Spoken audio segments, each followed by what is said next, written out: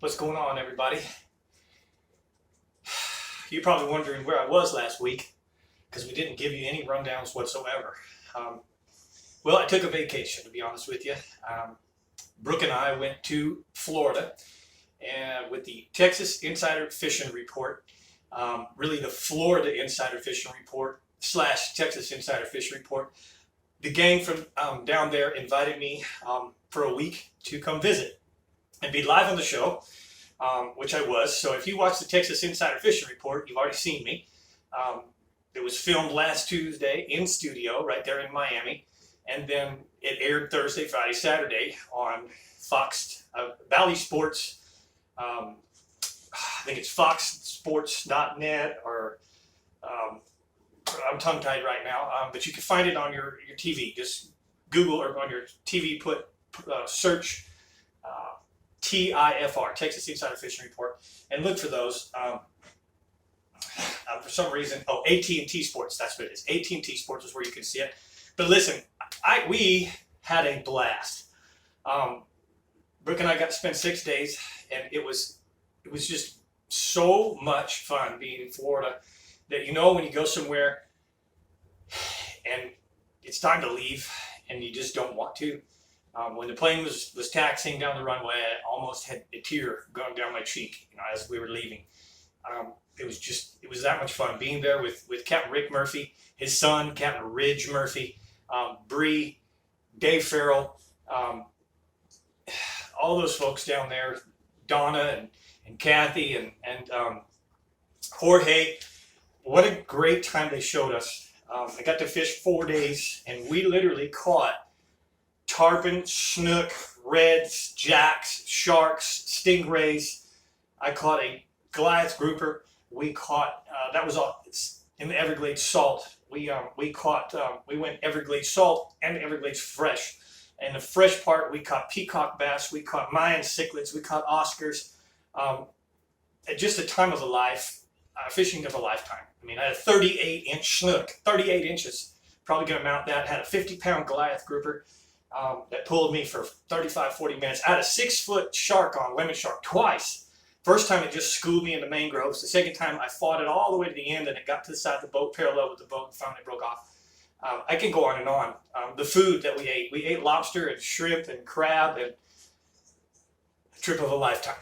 So that's where I was. I appreciate you hanging in there and probably waiting for a fishing report, which unfortunately I don't have a lot of good stuff to tell you.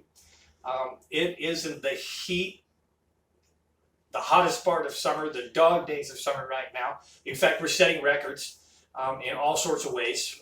We're not probably going to break the hottest summer ever, but we're right there on the brink. It's going to be second or third in the history of Texas. So many days over 100. Coming back to the heat. You'd think Florida would be hot in August, and it was moderate. Coming back here was sickening hot. Everything's dead grass, dry, and listen, the fishing is nothing to speak of. The lake is dropping. We're 40149, which is 1.5 feet below full pool. 0 to 1 clarity, 90s. I mean, it's 90 degrees at daybreak and 94 or 5 by the end of the nightfall. Your best bet's probably to fish at night. Fish the night lights, do some things like that. 2, 3 in the morning. The other night, I know that one of the guides was out, and he said it was still 80-something degrees, 83 degrees at 2 in the morning, 3 in the morning. It's still a yucky feeling. So, your night lights, your docks that have the green fiber optic night lights are probably your best bet. And of course, first hour, last hour, it's always a hit and miss this time of year. If you're going to do anything at all, make sure that you are fishing something that's deep and shallow, really close to each other. That's all I can recommend. The other aspect is fish somewhere else. There's a few other lakes that are fishing really well. And Thursday, when I come back and give a report, I will give you the whole list of Ray Hubbard and Levon and Tawakoni and so on and so on. I know OH Ivy is fishing pretty dang good. It's hot as heck down there, hotter than here. But there's a lot of fish still being caught at OH Ivy. And it's still a grind there because it's so hot. But soon, it won't be a couple, 2, 3 more weeks. Really, we're going to have a huge change.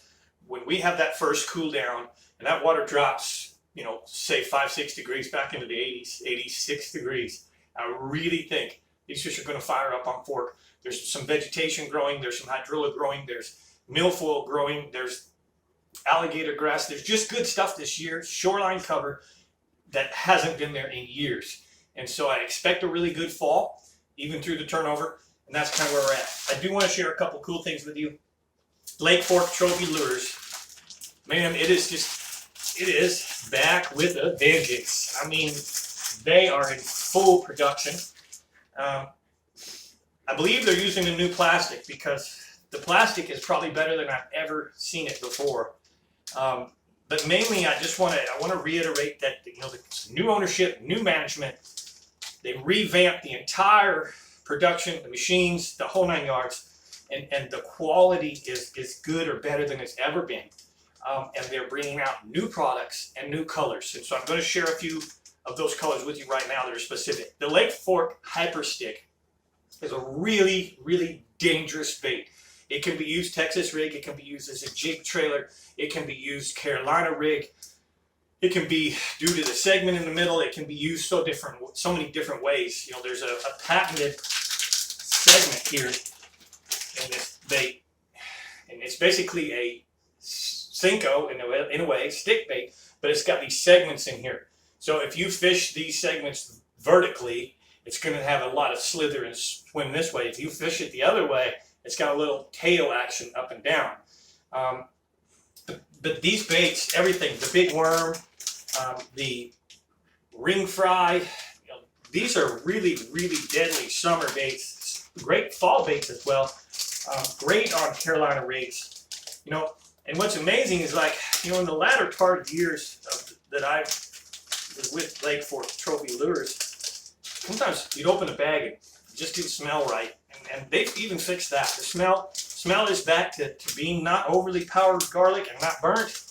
Really, really nice. And listen, here's the 3 new colors that I can tell you about. I always forget the one has to do with New Orleans. And I don't have my glasses, unfortunately, but we have Plum Apple, okay? Bourbon Street, we have Bourbon Street, Plum Apple, and here's the newest one that I was finally allowed to tell you about, and that's called Lake Fork PB&J, peanut butter and jelly. And it's a laminate, so you're going to get the Hyper Stick and a laminate with the PB&J. You're going to get the ring fry and a laminate two-tone PB&J. And let me tell you, this is unique because this is a Lake Fork Trophy PB&J. There is no other PB&J on the market like this, period. This is not a knocked off color. This is their own version of PB&J. And I'm going to tell you, Jeremy up there, who does a lot of the pouring in the back and running the back, has been catching them on this. Whether it be the creature bait, I love the creature bait. Creature bait is great all by itself. Texas rig, really good on the Carolina rig. But the PB&J, and I believe in the creature bait, I think it's swirled. It's not laminated, it's a swirl. That's what this one looks like. It looks like a PB&J swirl. Maybe I'm wrong. No, it's a laminate. But I think they can swirl it too. So, Bourbon Street, Plum Apple, and Lake Fork PB&J from Lake Fork Trophy Lures. Remember, if you do go up there and order, or you order online, tell them my code, MCF, the first 3 letters of my last name, 10. The number 10. You will get a discount on anything poured in-house. Okay, any of the in-house baits, you get a discount. So tell McFarland sent you, and you want to use the MCF10 code on your order. All right. I don't have much more to tell you about the fishing right at this time, but I do want to thank you guys for sticking around.